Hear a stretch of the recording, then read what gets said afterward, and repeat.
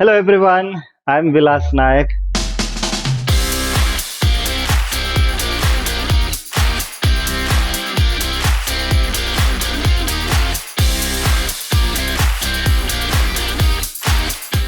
Well,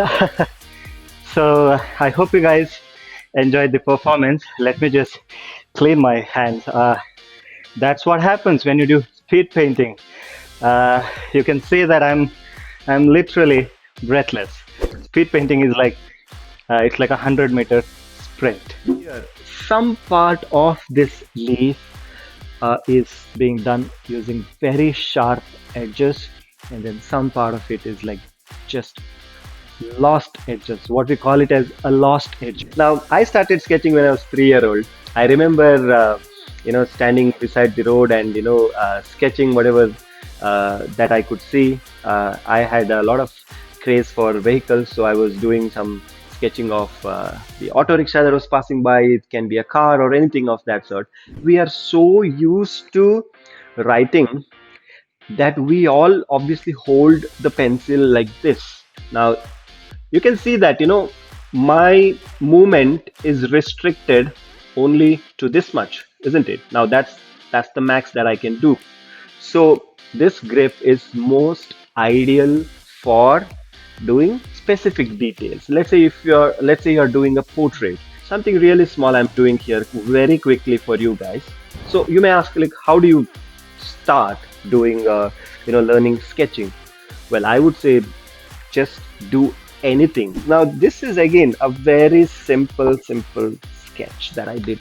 So here it's very simple to understand. You have the darkest value out here, you have the lightest value out here. So obviously the light is falling from the left side on the cat. Question: sir, it's often said artists see things around differently. Exactly, what do you think would help a beginner to reach that level? Well, you in fact have answered your question in the in your statement. Actually, you have, if you are seeing things differently, I mean, you have already reached that level. You can see the perspective lines out here. Where is the vanishing point? There you go, that's the vanishing point. And then the line comes right there and it goes like that, isn't it? Now that's the horizon line. You have a vanishing point out there. All right, so I just mixed a little bit of black and a little bit of white. That's gray. What you get is a more desaturated version of this original bright red color. What is your most important artist tool? Well, what is my most important artist tool? My hands. That's the most important tool. So today I'm going to demonstrate a still life painting for all of you. So if you see, I have just done a kind of rough outline to start off with. So I love to cover the canvas as fast as possible using bigger brushes. This is what happens when you try to paint fast. You end up touching some other color and the entire thing is gone. Guys, you know how you can in fact keep an object which is already available in your home and then learn from it.